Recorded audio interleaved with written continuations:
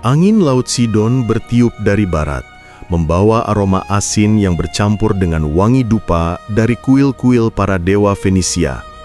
Di kejauhan, kapal-kapal dagang berlayar masuk ke pelabuhan, layar mereka menari di bawah matahari yang menyala di atas kota. Sidon berdiri megah, pusat perdagangan, pusat budaya, dan pusat penyembahan Baal, dewa badai, kekuatan, dan kesuburan yang diagungkan oleh bangsa itu turun-temurun. Dan di tengah hiruk-pikuk kota pelabuhan itu, seorang putri tumbuh, bukan hanya dalam kemewahan, tetapi dalam ambisi. Namanya Isabel, putri Raja Etbaal, Imam Agung Baal yang kemudian naik menjadi raja. Sejak kecil, Isabel tidak pernah mengenal dunia tanpa kuasa. Istana Sidon adalah tempat ia belajar bahwa kekuatan adalah bahasa yang dipahami dewa dan manusia. Ia menyaksikan ayahnya memimpin upacara besar di puncak kuil dengan api berkobar dan seruan para imam memenuhi langit. Dari galeri batu, ia memperhatikan bagaimana rakyat tunduk, bagaimana raja berdiri sebagai penghubung antara dunia manusia dan dewa mereka. Dan ia mengerti dengan cepat, kekuasaan bukan hanya tahta, tetapi juga kendali atas keyakinan manusia. Di usia belia, Isabel sudah menjadi sosok yang diperhitungkan. Parasnya memesona, tajam dan dingin seperti permata Sidon, tetapi matanya menyimpan kobaran api yang sulit dipadamkan. Kata-katanya lembut, namun syarat perintah. Ia tumbuh sebagai putri kerajaan, tetapi pikirannya bergerak seperti panglima dan imam besar sekaligus. Tidak ada batas antara politik dan agama baginya. Semuanya adalah alat untuk mempertahankan kekuasaan.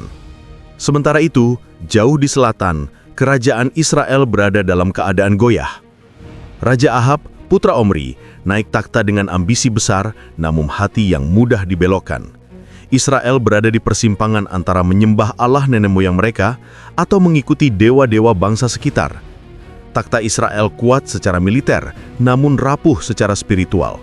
Dan dalam keretakan itu, Sidon melihat peluang. Pernikahan politik antara Ahab dan Isabel bukanlah sekadar ikatan cinta, itu adalah strategi negara. Omri, ayah Ahab, menginginkan hubungan dagang dan aliansi yang menguntungkan dengan Fenisia. Sidon dan Tirus adalah pusat perdagangan internasional, sementara Israel menguasai jalur darat yang penting. Maka dalam perbincangan yang berlangsung antara dinding-dinding istana, nama Isabel muncul sebagai jembatan antara kedua bangsa. Hari ketiga rombongan Sidon berangkat menuju Samaria. Langit cerah dan angin membawa suara tambur serta trompet yang bergaung dari puncak menara kuil. Kuda-kuda terbaik Sidon menarik kereta emas yang dihias dengan ukiran singa dan burung-burung suci. Di dalamnya duduk Isabel dengan pakaian ungu, warna kerajaan yang mahal dan suci bagi bangsa Fenisia. Wajahnya terselubung kerudung tipis, tetapi sorot matanya terlihat jelas, tajam, penuh perhitungan dan tak gentar sedikit pun menghadapi tanah asing yang menunggunya. Dari balik tirai keretanya, Isabel memandang ke belakang untuk terakhir kalinya.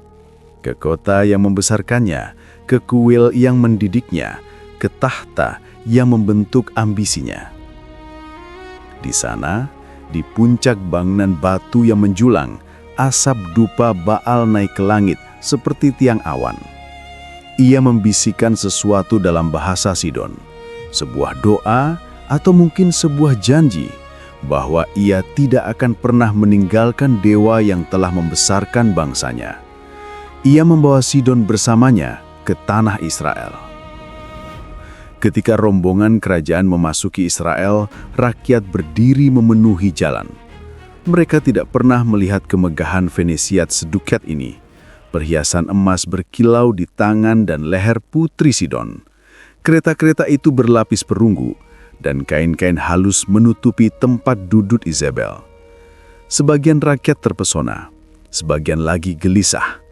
Ada sesuatu dari kehadiran Isabel yang tidak bisa diurai. Anggun, berwibawa, tetapi juga menebarkan hawa asing yang menggetarkan jiwa. Ahab menyambut Izebel dengan senyum yang hangat.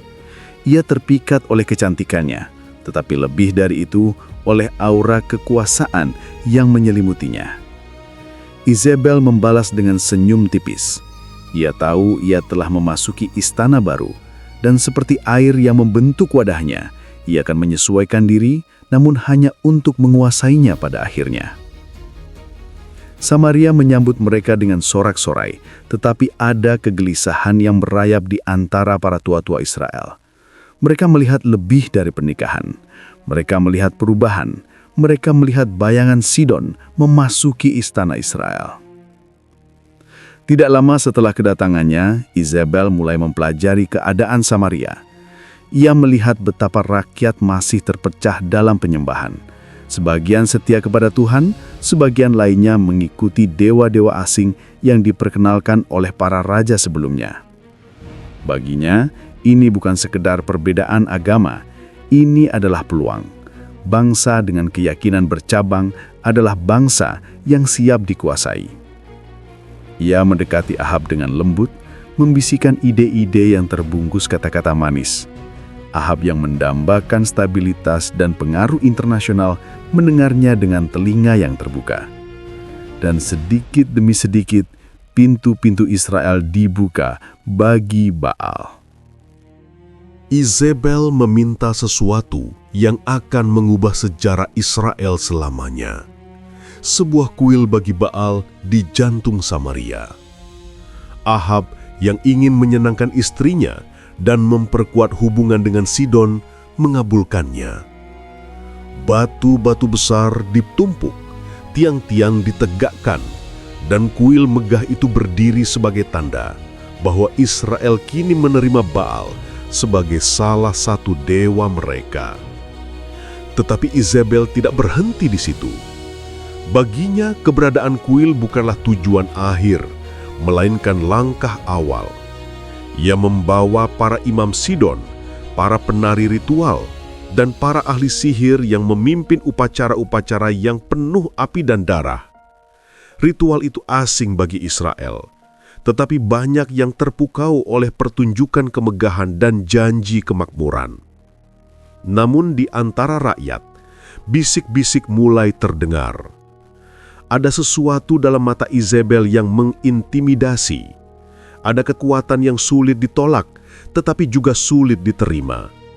Ia bukan hanya seorang ratu, ia adalah seorang misionaris, seorang imam besar, seorang penggerak yang ingin menaklukkan jiwa bangsa, bukan hanya tahtanya. Sementara itu, para nabi Tuhan mulai menyadari perubahan gelap yang merayap di tengah bangsa. Mereka melihat kuil-kuil berhala tumbuh seperti jamur di bawah hujan, sementara altarnya yang dulu dipakai untuk memanggil nama Tuhan dibiarkan runtuh. Mereka mendengar bisikan-bisikan bahwa Izebel mencari mereka, bukan untuk berdialog, tetapi untuk membungkam mereka. Sebab Izebel bukan sekedar penyembah Baal. Ia percaya bahwa tidak ada ruang bagi dua keyakinan dalam satu kerajaan. Bagi dirinya, Baal adalah pusat kekuatan, dan siapapun yang menentang harus disingkirkan. Di lorong-lorong istana, dalam bayang-bayang pilar batu, suara langkah para prajurit kerajaan terdengar semakin sering. Para nabi mulai bersembunyi. Beberapa melarikan diri ke gunung-gunung. Beberapa ditangkap. Dan beberapa tak pernah muncul kembali. Israel memasuki masa takut yang sunyi, di mana nama Tuhan mulai diucapkan dengan bisikan, bukan lagi dengan suara lantang. Ahab memerintah dari tahta, tetapi Izebel memerintah dari bayang-bayang, dari belakang tirai, dari ruang-ruang doa Baal di mana api tidak pernah padam. Namun di tengah perubahan kelam itu, Tuhan melihat Israel. Dan di sebuah tempat sunyi, jauh dari istana Sidon dan Samaria, seorang laki-laki dari Tisbe sedang berdoa, seorang nabi yang tidak dikenal, tetapi yang suaranya akan segera mengguncang Israel seperti badai. Namanya Elia.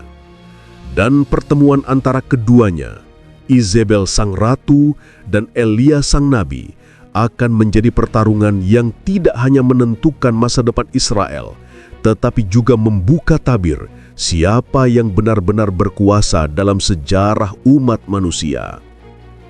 Di balik senyumnya yang anggun, Izebel tidak menyadari bahwa langkah pertamanya di tanah Israel telah membangunkan badai yang tidak dapat dihentikannya. Sebab dalam kerajaan ini, bukan hanya manusia yang bergerak, Tuhan, Israel juga sedang bangkit.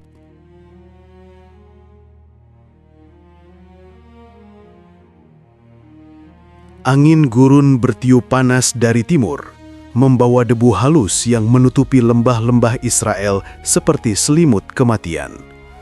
Pohon-pohon zaitun merunduk lesu, dedaunannya layu seolah meratap kepada langit yang tidak lagi menurunkan hujan.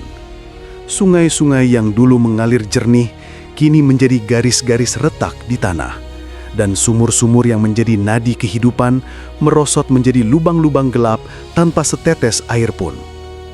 Musim kering tidak sekadar datang, ia menghantam Israel seperti pedang yang tidak terlihat. Dan semua itu bermula pada hari ketika seorang laki-laki dari Tisbe berdiri di hadapan Raja Ahab. Elia tidak datang dengan pakaian bangsawan, tidak pula membawa upeti seperti pelayan dari negeri jauh. Ia datang dengan jubah bulu yang kasar, ikat pinggang kulit, dan wajah keras yang terbakar matahari. Kedatangannya bukan disertai iringan musik, melainkan oleh angin gurun yang mengikutinya seperti bayangan. Para penjaga istana memandangnya dengan heran. Siapakah orang ini yang berani datang kepada raja tanpa izin? Namun tatapan mata Elia membuat mereka menyingkir, seolah ada kekuatan tak terlihat yang mendorong mereka untuk memberi jalan. Ketika ia melangkah masuk, Ahab sedang duduk di atas tahta, sementara Izebel berdiri di sisinya, membicarakan pembangunan kuil baru untuk Baal.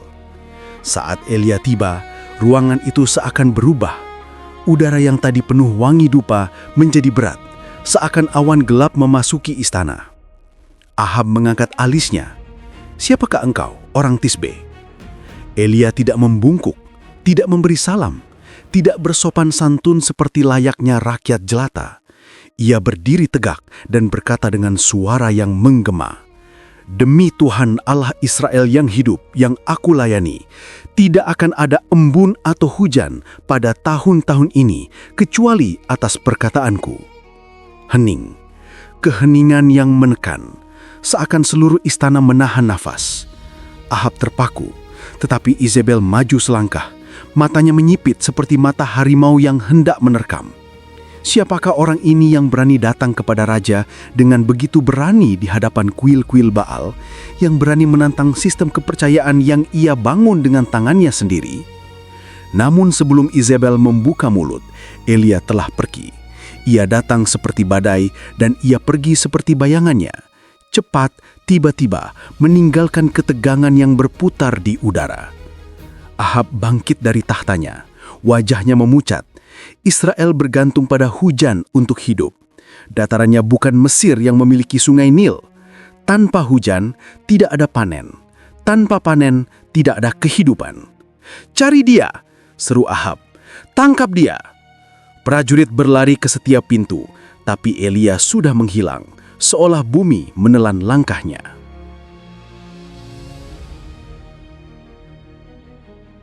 Hari-hari setelah itu menjadi awal dari penderitaan Israel.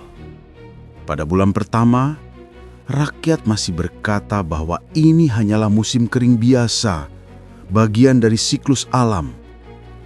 Pada bulan kedua, petani mulai gelisah ketika tanah tidak juga menerima air. Pada bulan ketiga, ketakutan mulai merayap ketika dedaunan mulai gugur sebelum waktunya. Izebel berdiri di balkon istana, memandang Samaria yang mulai memudar warnanya. Ia tidak percaya pada nubuatan seorang nabi gurun. Baginya, ini hanyalah fenomena alam. Baal, dewa badai dan kesuburan, akan mengirimkan hujan seperti biasanya. Yang dibutuhkan hanyalah ritual, doa, dan korban sembelihan. Ia pun memerintahkan para imam Baal untuk memperbanyak upacara. Di puncak kuil, api dinyalakan siang dan malam. Suara seruling, tambur dan nyanyian bergema dari bukit-bukit. Anak lembu disembelih, korban persembahan dibakar, para imam menaikkan seruan yang menggetarkan angin. Tapi langit tetap diam, diam seperti batu. Bulan keempat datang dan celah-celah tanah terbuka seperti mulut raksasa yang kehausan. Sungai Kison menyusut menjadi aliran kecil. Sungai Yordan pun mulai menipis. Rakyat yang dulu memuji nama Baal kini bertanya-tanya dalam hati mereka. Mengapa Dewa Badai tidak menjawab? Ehab mencoba menenangkan rakyat dengan kata-kata manis. Tetapi para tua-tua Israel mulai gelisah. Mereka telah melihat hal seperti ini sebelumnya. Pada masa para hakim, ketika Israel berdosa, Tuhan menahan hujan sebagai penghakiman. Mereka berbisik-bisik di antara gerbang kota, namun suara mereka tidak berani terdengar terlalu keras. Di balik setiap tembok, ada telinga Izebel. Karena kini, mengucapkan nama Tuhan Israel bukan hanya tindakan iman, itu menjadi tindakan berbahaya. Sementara rakyat merana, Izebel mulai menggenggam kekuasaan dengan tangan besi. Ia menyalahkan para nabi Tuhan atas bencana ini. Ia memerintahkan penangkapan. Rumah-rumah mereka digeledah. Para nabi diburu seperti binatang. Banyak yang dibunuh secara diam-diam di tempat yang tidak pernah diketahui seorang pun. Namun sekalipun pedang Izebel melayang, hujan tetap tidak turun. Suatu malam, seorang imam Baal naik ke puncak kuil dan memukul dadanya, menangis kepada dewa yang ia layani. Baal, kirimkan hujan, buktikan bahwa engkau berkuasa di atas tanah Israel. Namun hanya suara angin kering yang menjawab, membawa debu yang memedihkan mata. Sementara itu, Elia berada jauh dari Samaria, bersembunyi di tepi sungai Kerit sesuai perintah Tuhan. Di sana, ia hidup bukan dari hasil panen, bukan dari air sumur, tetapi dari mujizat. Burung gagak membawa roti dan daging pagi dan petang, dan air sungai memberinya hidup. Di tempat sunyi itu, Elia menyaksikan bagaimana tanah Israel menjadi kering dari kejauhan, sementara Tuhan menjaga satu jiwa secara pribadi. Namun pada suatu hari, sungai Kerit pun mengering. Alirannya mengecil, gemericiknya mereda, dan akhirnya hilang. Elia memandang ke langit yang sama yang ditatap seluruh Israel dan tahu bahwa hari-hari berikutnya akan lebih berat.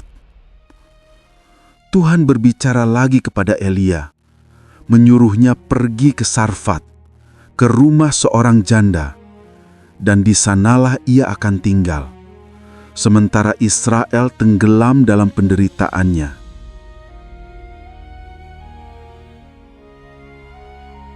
Kembali di Samaria, ketegangan meningkat. Izabel berjalan di lorong-lorong istana. Jubahnya mengalir seperti air gelap.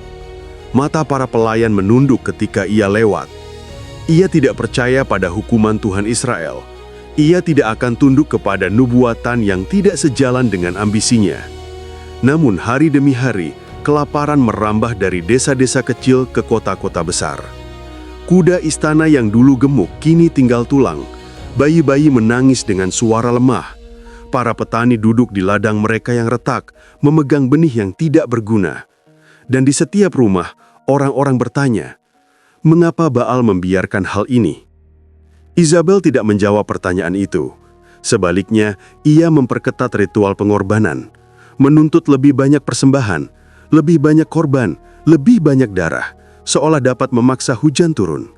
Tetapi seperti langit yang mengunci dirinya, begitu pula hati Izabel mengeras. Ia menolak melihat bahwa satu nabi gurun telah mengguncangkan seluruh sistem kekuasaannya. Ahab, di sisi lain, mulai merasakan beban yang tidak pernah ia duga.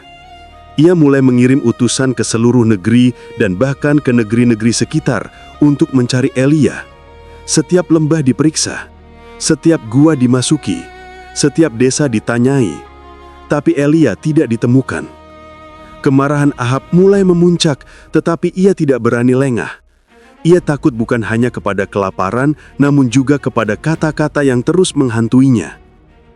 Tidak akan ada hujan, kecuali atas perkataanku. Seolah-olah langit menunggu satu suara itu untuk membuka kunci hujan. Dan semakin hari berlalu tanpa setetes pun air, semakin jelas bahwa pertarungan ini bukan sekadar antara dewa Sidon dan Allah Israel. Ini adalah pertarungan antara penguasa dunia dan kuasa ilahi. Antara seorang nabi yang tampak kecil dan seorang ratu yang tampak besar. Antara kekeringan di bumi dan kekeringan dalam hati manusia. Di sebuah lembah yang tandus, seorang gembala tua duduk dengan wajah muram. Di sekelilingnya, kambing dombanya yang dulu memenuhi lembah kini tinggal beberapa ekor saja. Ia memandang langit merah senja dan berbisik, "Tuhan, sampai kapan?" Di Yisrael, seorang petani muda menggenggam anah yang retak. Air matanya jatuh ke atas debu yang tidak membalasnya dengan kehidupan. "Anak-anak kami lapar," katanya. "Kami tidak tahu apa yang harus diperbuat." Di istana, Isabel berdiri memandang tanah yang ia anggap lemah dan mudah ditaklukkan. Tetapi bahkan ia mulai menyadari bahwa ada sesuatu yang tidak bisa ia kendalikan. Ahab duduk di tahtanya, namun pikirannya gelisah. Para penasehat tidak bisa memberikan jawaban. Para imam Baal kehilangan suara. Para rakyat mulai berbisik tentang Elia dan Tuhan Israel. Israel berada di ujung tanduk, antara kehausan fisik dan kehausan rohani. Dan ketika negeri itu dalam keputusasaan terdalamnya, nubuatan lama mulai bergaung di hati para tua-tua. Jika kamu berpaling dari Tuhan dan menyembah dewa lain, maka langit akan menjadi seperti besi dan bumi seperti tembaga. Sebuah peringatan dari hukum Tuhan. Kini, Israel hidup dalam firman itu, meski mereka mencoba melupakannya. Musim kering terus berlanjut. Desa demi desa mulai mengirim utusan ke Samaria, memohon bantuan dari raja. Tetapi gudang kerajaan pun mulai menipis. Ahab melihat kekacauan di depan mata, dan untuk pertama kalinya sejak ia menikah dengan Isabel, ia merasa ketakutan yang tidak bisa ia sembunyikan. Namun Isabel berdiri tegak.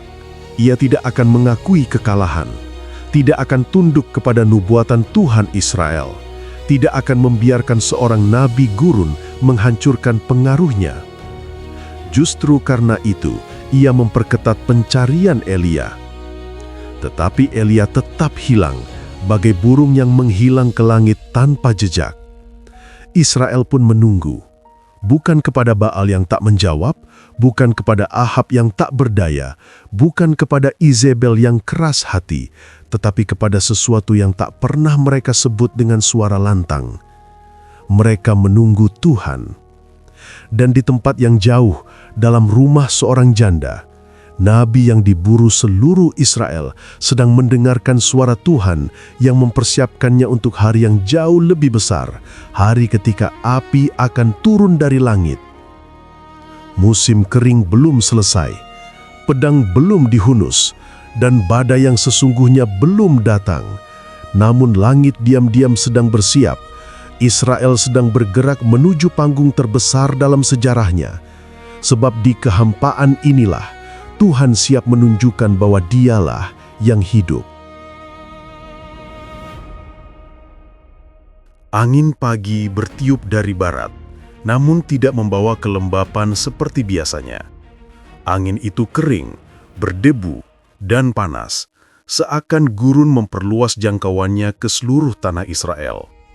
Di setiap lembah, retakan tanah menjadi semakin dalam. Di setiap bukit, tumbuhan menjadi rapuh seperti abu.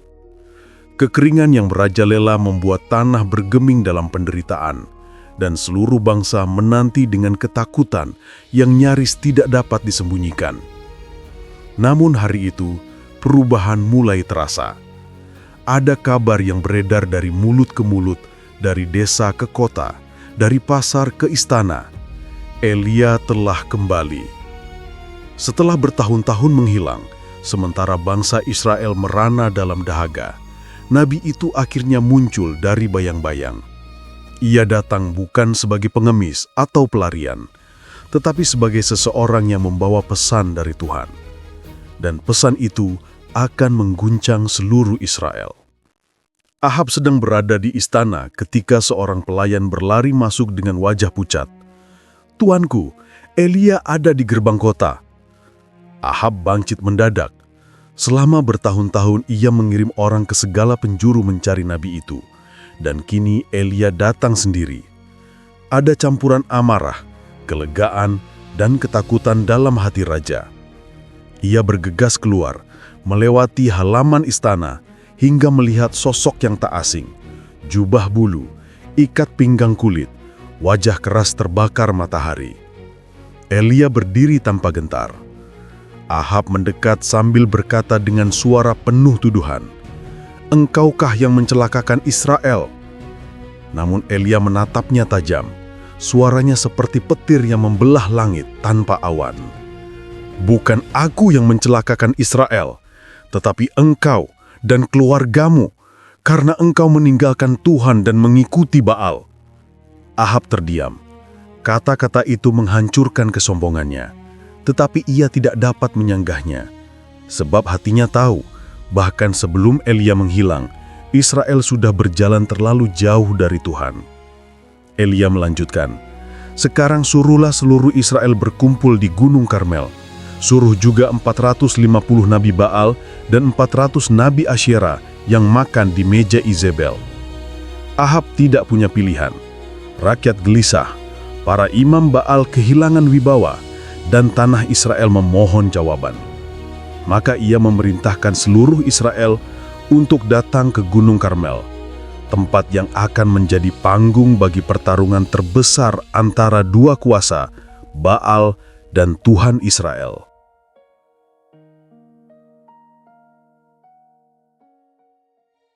Gunung Karmel menjulang tinggi di atas Laut Tengah. Puncaknya sering diliputi kabut lembut pada hari-hari biasa. Namun hari itu, langit bersih dan kering seperti tulang. Dari desa-desa, kota-kota, dan lembah-lembah Israel, rakyat datang berbondong-bondong.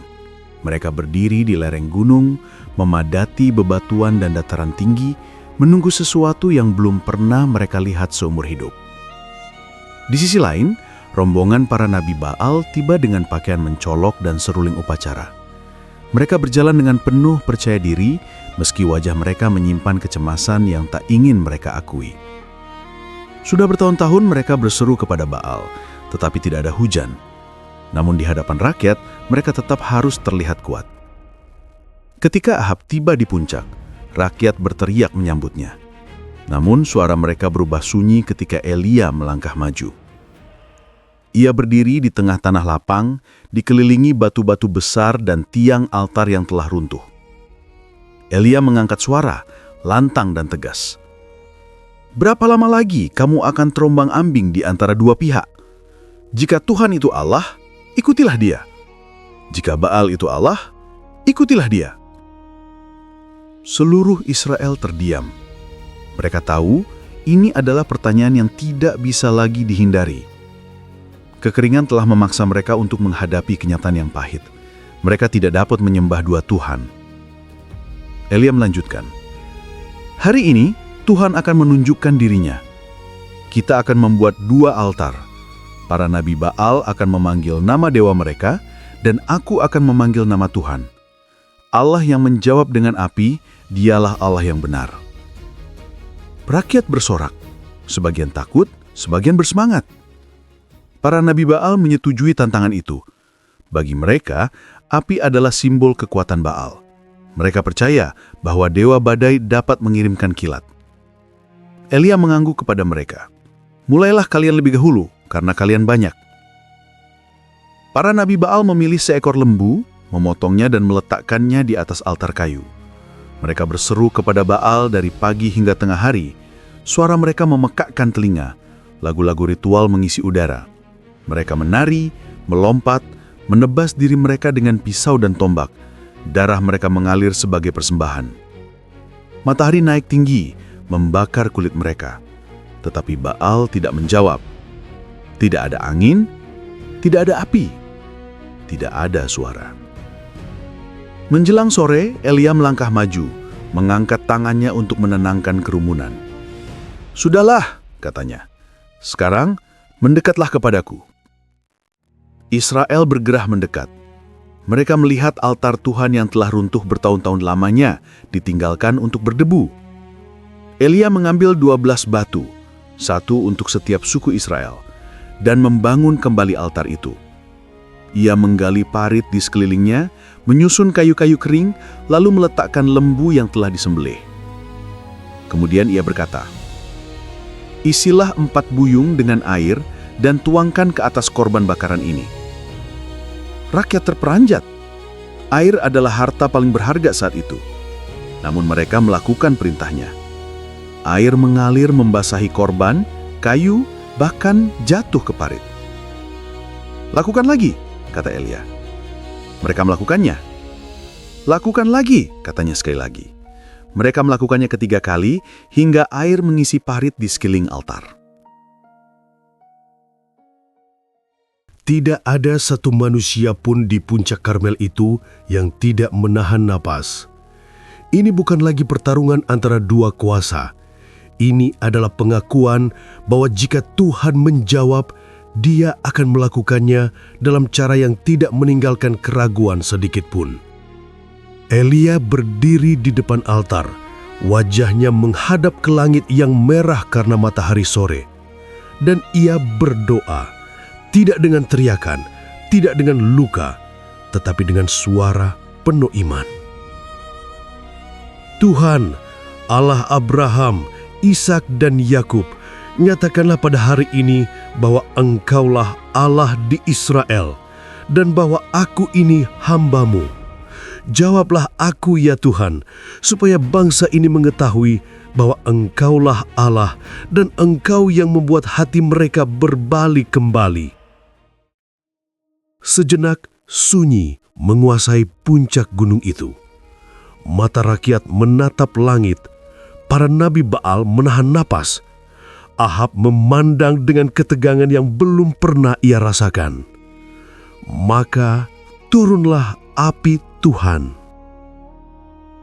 Tidak kilat, tidak bara, tidak cahaya kecil, tetapi api seperti tiang nyala dari surga menghantam altar itu dengan gemuruh yang mengguncang tanah.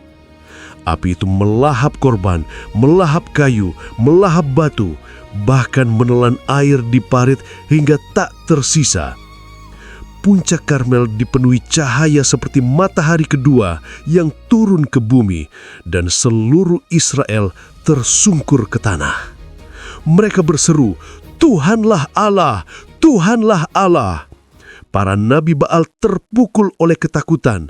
Mereka mundur, terhuyung, kehilangan suara yang selama ini mereka banggakan.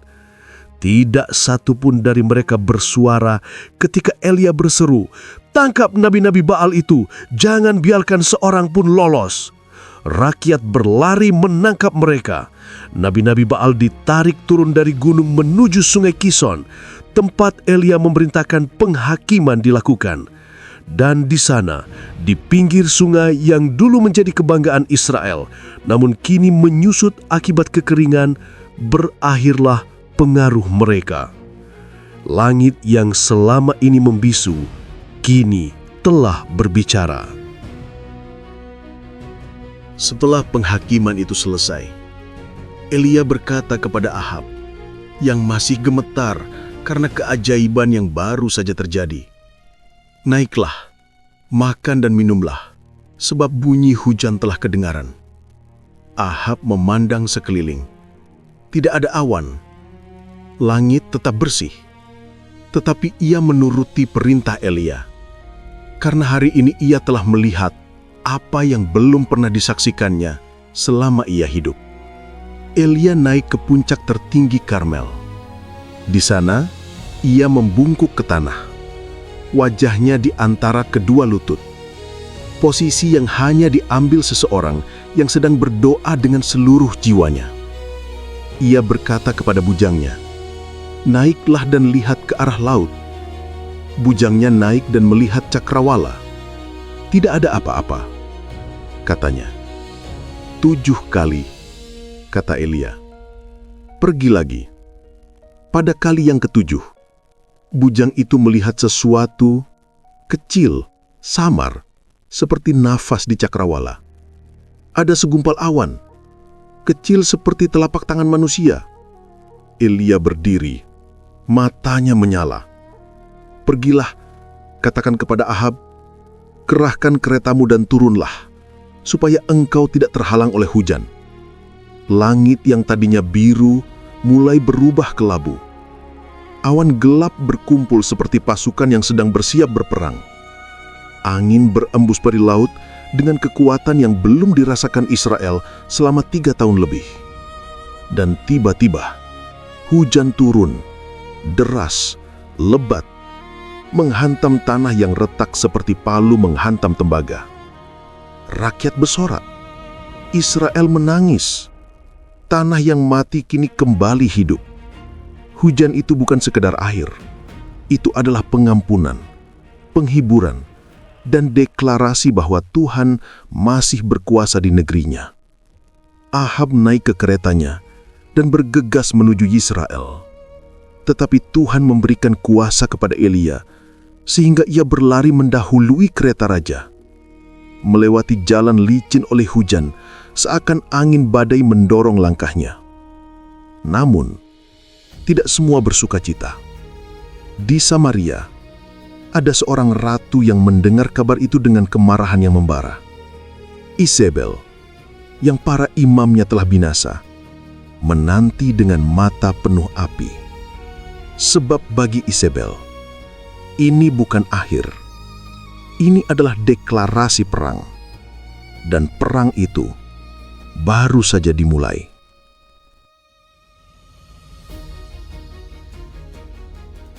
Hujan akhirnya turun di Israel setelah bertahun-tahun kekeringan. Tetapi air yang membasahi tanah itu tidak membawa kedamaian bagi istana.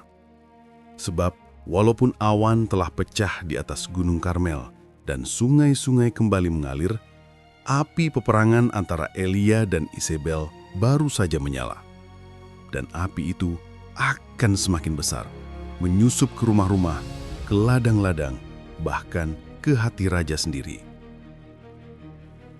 Ketika Ahab kembali ke Samaria setelah melihat api Tuhan turun dan hujan kembali, ia memasuki istana dengan wajah yang pudar oleh keletihan. Ia telah menyaksikan keajaiban yang mengguncang imannya, tetapi ia juga membawa kabar yang Isabel akan anggap sebagai hinaan terbesar yang pernah ia terima. Isabel berdiri menunggu di aula istana. Jubahnya berkilau di bawah lampu minyak, namun matanya gelap seperti malam tanpa bintang.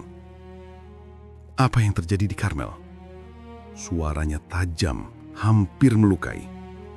Ahab menarik nafas, menyadari bahwa ia harus mengatakan sesuatu yang akan membuat badai meletus di istana. Elia membunuh semua nabi Baal. Ruangan itu menjadi senyap, tetapi keheningan itu jauh lebih mengerikan daripada kemarahan apapun. Mata Isabel menyala bukan dengan air mata, tetapi dengan api kebencian yang meledak dari dasar jiwanya. Selama bertahun-tahun, ia membangun altar, mendirikan kuil, mengangkat ratusan nabi untuk menyebarkan ajaran Baal. Sekarang semuanya hilang, dilenyapkan oleh satu orang yang mengaku hamba Tuhan Israel. Isabel melangkah maju, wajahnya menegang seperti batu yang siap retak. Elia akan mati, katanya, suaranya bergetar oleh kemarahan. Demi para dewa Sidon, esok hari aku akan melakukan kepadanya seperti yang ia lakukan kepada nabi-nabiku. Namun Elia sudah pergi sebelum utusan Isabel tiba. Tuhan memperingatkannya, dan ia melarikan diri ke padang gurun meninggalkan Israel sementara badai di istana semakin besar. Bulan-bulan berlalu setelah peristiwa Karmel. Rakyat Israel perlahan memulihkan diri dari kekeringan. Ladang-ladang mulai hijau kembali. Sungai-sungai yang hampir mati kini kembali mengalir. Namun meskipun tanah sembuh, hati Ahab tidak. Sebab meskipun ia menyaksikan kuasa Tuhan di Karmel, bayang-bayang Izebel tetap mengekangnya. Ia terombang-ambing antara ketundukan kepada Tuhan dan kecanduan pada kekuasaan yang diberikan Izebel melalui Baal. Dan dalam masa itu, muncullah sebuah peristiwa kecil, sebuah perkara sepele di mata manusia yang akan menjadi salah satu tragedi paling kelam di Israel. Kisah tentang sebuah kebun anggur. Kebun itu terletak di sebelah istana raja di Yisrael. Pemiliknya adalah seorang laki-laki bernama Nabot, seorang Israel sejati yang memegang tanah warisan leluhurnya dengan hormat dan kesetiaan. Tanah itu bukan sekedar properti, tetapi bagian dari identitasnya. Pemberian Tuhan yang tak boleh dijual menurut hukum nenek moyang. Pada suatu hari, Ahab berjalan melintasi kebun itu, memandang dedaunan yang hijau dan barisan anggur yang indah. Ia menginginkan kebun itu sebagai taman sayur pribadinya, sebagai tempat ia bisa beristirahat dari tekanan kerajaan. Ia mendekati Nabot dengan senyum ramah, menawarkan harga yang baik atau pertukaran dengan kebun lain. Tetapi Nabot menggeleng, wajahnya mantap. Kiranya Tuhan menghindarkan aku dari memberikan warisan nenek moyangku kepadamu, Tuanku. Ahab terdiam. Ia tidak marah, tetapi ia kecewa. Ia pulang ke istana dengan wajah murung, menolak makan, menolak bicara.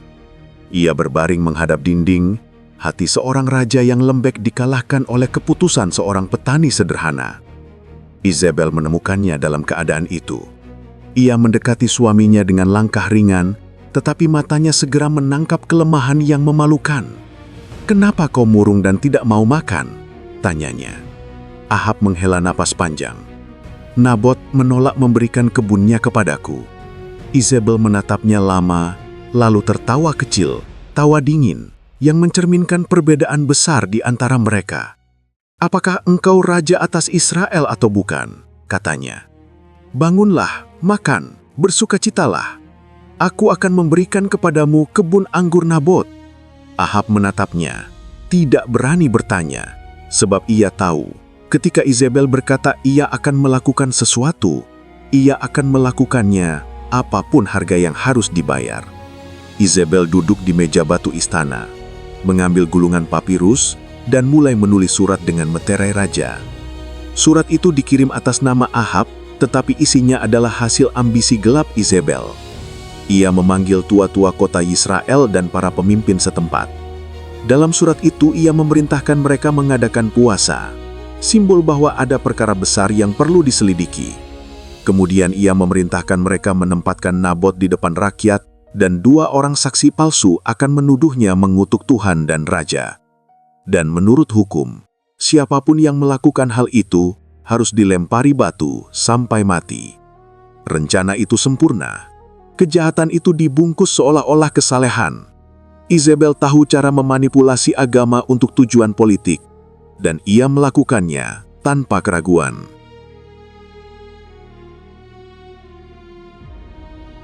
Kota Yisrael melaksanakan perintah itu. Orang-orang berkumpul di alun-alun, bingung mengapa puasa diumumkan, tetapi mereka tidak berani bertanya. Nabot didudukkan di depan mereka, bingung dan gelisah. 2 orang laki-laki berdiri, menunjuk kepadanya, dan bersumpah palsu bahwa Nabot telah mengutuk Tuhan dan Raja.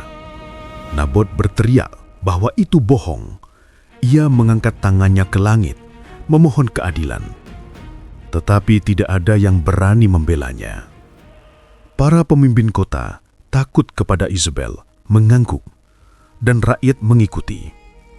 Nabot diseret keluar, ia dilempari batu, dan darahnya mengalir di tanah yang selama ini ia jaga dengan setia. Ketika kabar itu kembali ke istana, Izebel tersenyum. "Bangunlah, Katanya kepada Ahab, "Ambillah kebun anggur Nabot. Ia sudah mati." Ahab pergi ke kebun itu tanpa berpikir panjang. Ia berjalan melintasi tanah yang masih basah oleh darah seorang yang tak bersalah. Ia melihat pohon anggur yang dulu dirawat oleh tangan penuh cinta, tetapi kini berdiri seperti menyaksikan keadilan yang direnggut. Namun Ahab memejamkan mata terhadap semuanya. Ia menginginkan kebun itu, dan kini ia mendapatkannya. Tetapi tidak jauh dari kebun itu, berdirilah seseorang yang menatap peristiwa itu dengan murka ilahi.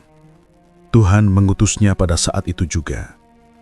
Dan ketika Ahab melihat Elia berdiri di kebun yang baru ia rebut, dadanya sesak. "Engkau sudah mendapat aku, hai musuhku," kata Ahab dengan putus asa. Elia melangkah maju. Suaranya menggelegar seperti badai yang tidak terlihat. "Aku mendapat engkau, sebab engkau telah menjual dirimu untuk melakukan apa yang jahat di mata Tuhan." Ahab gemetar. Isbel mungkin dapat menekan para nabi, tetapi ia tidak dapat membungkam suara yang datang dari Tuhan sendiri. Elia melanjutkan, matanya tajam seperti pedang. "Di tempat anjing menjilat darah Nabot, di situ juga anjing akan menjilat darahmu." Ahab menunduk, wajahnya memucat. Kata-kata itu menusuk jiwanya lebih dalam daripada tombak manapun. Namun, nubuatan bagi Isabel jauh lebih gelap. Elia mengangkat wajahnya ke arah istana, seolah berbicara kepada ratu meski ia tidak hadir di sana. Tentang Isabel, anjing-anjing akan memakan Isabel di tembok Yizreel. Rakyat yang mendengar nubuatan itu terkejut dan terketakutan. Sebab kata-kata Tuhan melalui Elia tidak pernah keluar tanpa penggenapan. Ahab kembali ke istana dengan hati remuk. Ia menyadari bahwa dosanya menumpuk bukan hanya karena kelemahannya, tetapi karena ia membiarkan istrinya menenggelamkan Israel dalam kegelapan. Untuk pertama kalinya dalam hidupnya, ia merendahkan diri, mengenakan kain kabung dan berpuasa. Namun, bagi Isabel, tidak ada penyesalan. Ia tidak takut pada nubuatan manapun. Ia tidak mengakui suara Tuhan Israel. Ia percaya bahwa kekuasaan bukan kebenaran yang menggerakkan dunia. Tetapi, darah Nabot yang tumpah di kebunnya sendiri telah berseru ke langit, dan langit telah menjawab. Dari hari itu, bayangan kematian mulai mengikuti keluarga raja. Setiap langkah mereka, setiap keputusan, setiap langkah kaki di lorong istana, seolah membawa gema nubuatan Elia. Yisrael menjadi tempat yang tidak lagi tenang. Angin yang berhembus di atas kebun anggur membawa bau tanah bercampur darah, mengingatkan siapapun yang lewat tentang ketidakadilan yang terjadi di sana. Tanpa disadari Yezebel, retakan kecil mulai muncul pada dinasti Umri, retakan yang akan menganga menjadi jurang besar. Sebab darah yang tumpah tidak diam. Keadilan Tuhan tidak lupa. Dan hari-hari Yezebel mulai dihitung bukan oleh manusia, tetapi oleh tangan ilahi yang mengawasi dari surga. Langit di atas Israel tampak tenang. Tetapi ketenangan itu hanyalah selimut tipis yang menutupi badai besar yang sedang tumbuh dalam bayang-bayang. Nubuatan Elia telah diucapkan, dan seperti anak panah yang dilepaskan dari busur ilahi, kata-kata itu tidak akan berhenti sampai mencapai sasarannya. Ahab, yang dahulu perkasa dan angkuh, kini berjalan dengan langkah berat. Beban nubuatan menekuk punggungnya lebih kuat daripada beban kerajaan. Sementara Izebel tetap berdiri dengan wajah menantang dunia, Ahab justru merasakan sesuatu yang tidak pernah ia rasakan sebelumnya, ketakutan akan Tuhan. Namun waktu tidak berhenti bagi seorang raja, meskipun jiwanya gentar. Israel berperang, berpolitik, dan terus bergerak seperti roda besar yang tak bisa dihentikan. Dan roda itu sebentar lagi akan melindas dinasti Omri. Beberapa tahun setelah kematian Nabot, peperangan besar pecah di Ramot Gilead. Kota itu, yang dikuasai bangsa Aram, merupakan titik strategis penting bagi Israel. Ahab ingin merebutnya kembali. Ia ingin meninggalkan jejak kejayaan militer, seolah berharap prestasi itu dapat menutupi aib yang menodai istananya. Raja Yehuda, Yosafat, datang dalam rangka membangun aliansi. Ahab menyambutnya dengan ramah, namun di balik senyumnya terdapat kecemasan yang tidak bisa ia sembunyikan. "Kemarilah, saudaraku," kata Ahab.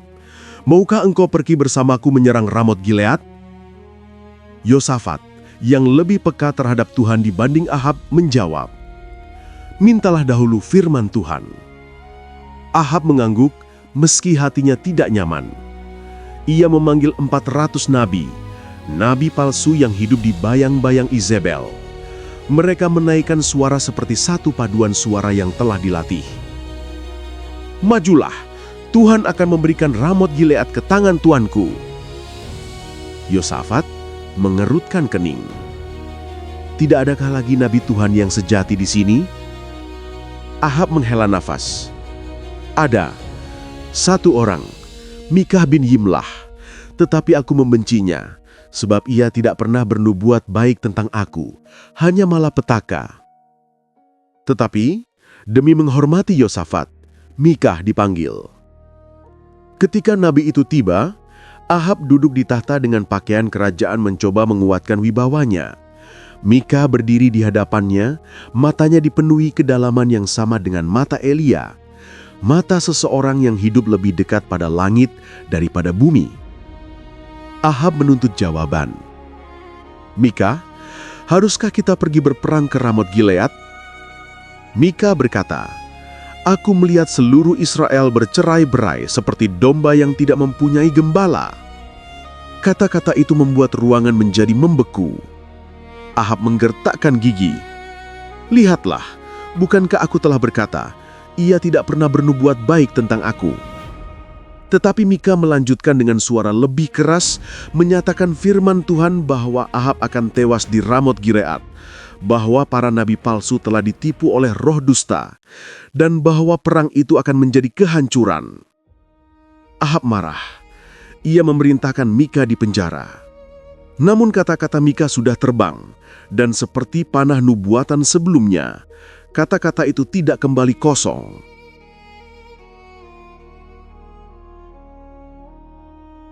Maka Ahab dan Yosafat berangkat ke Ramot Gilead.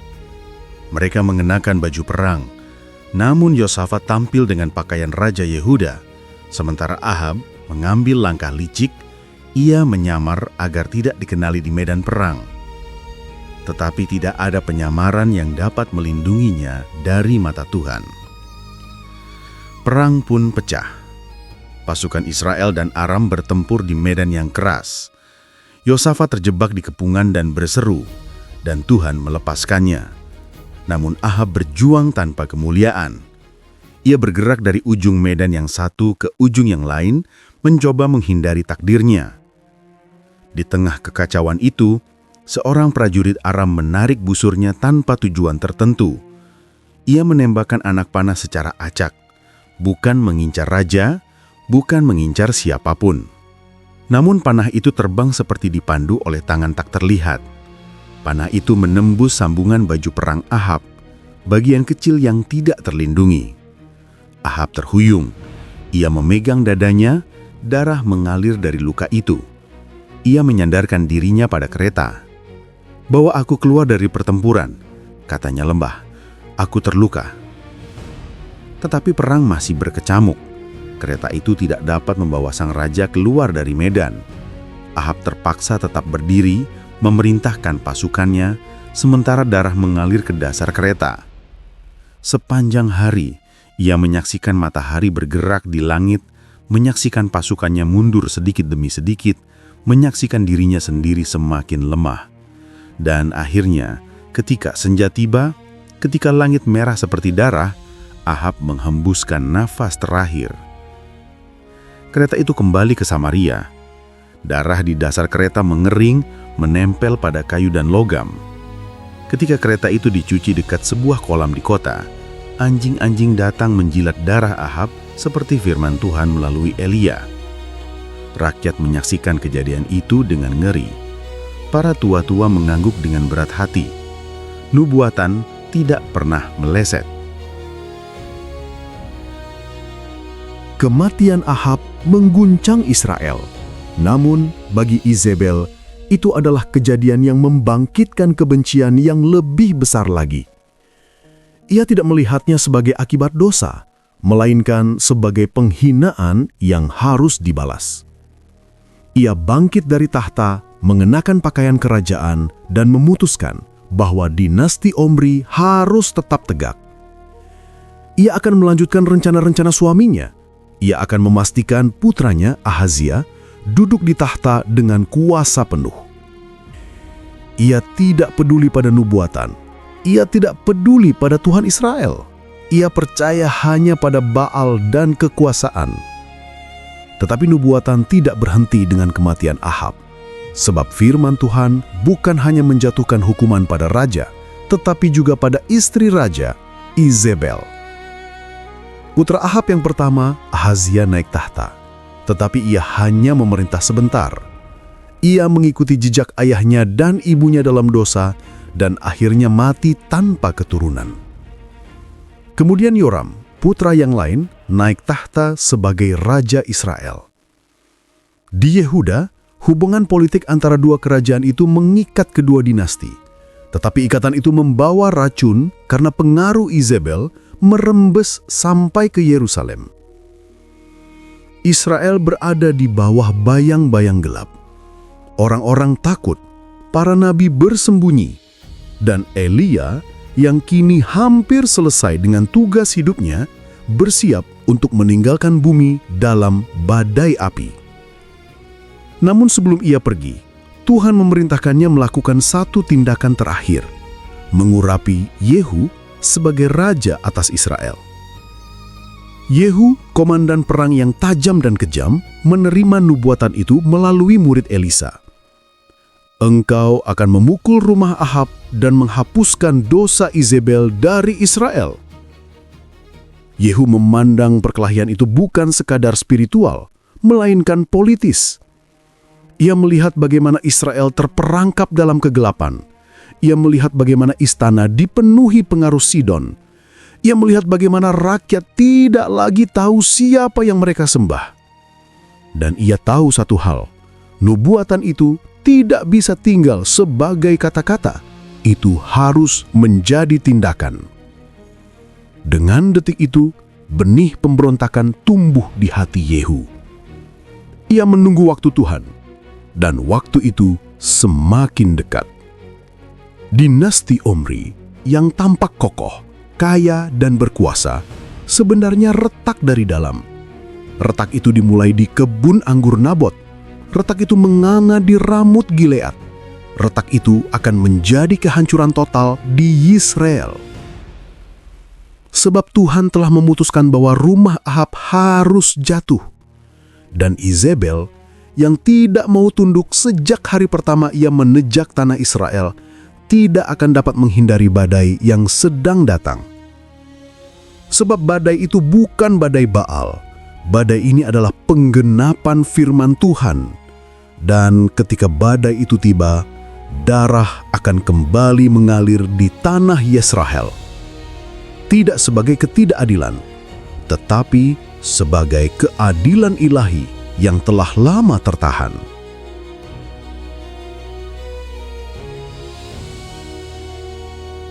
Fajar menyingsing di atas lembah Yizreel dengan warna merah yang tidak biasa, seperti darah yang diaduk ke dalam cahaya pagi.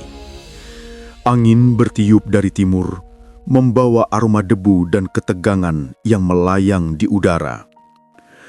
Hari itu tampak seperti hari-hari lainnya, tetapi langit mengetahui apa yang tidak disadari manusia.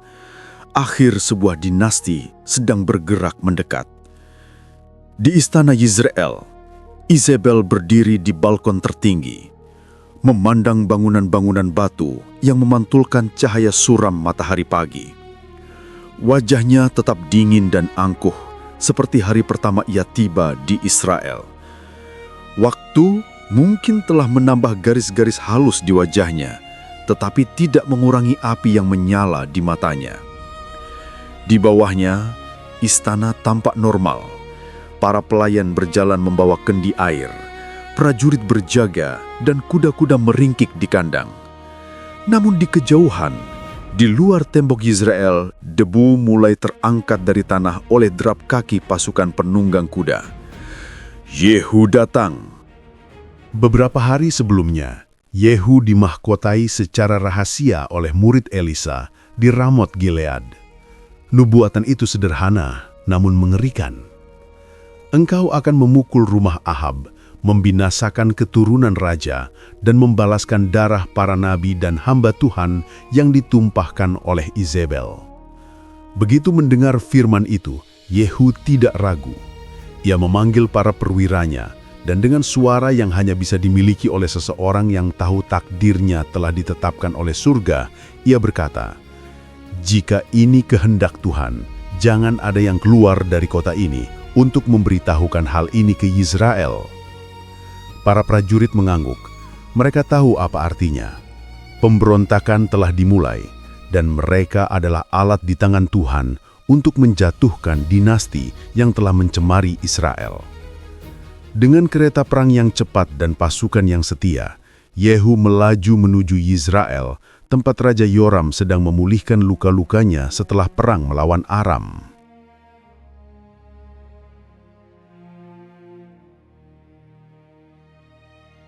Dari menaranya, penjaga kota melihat awan debu yang semakin dekat.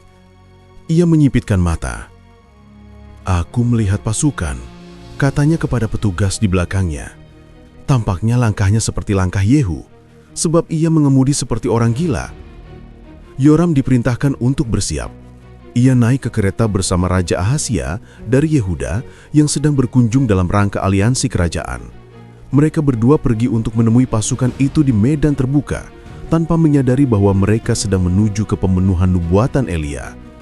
Ketika mereka bertemu Yehu di ladang Nabot, Yoram berseru, "Apakah engkau datang membawa damai, Yehu?"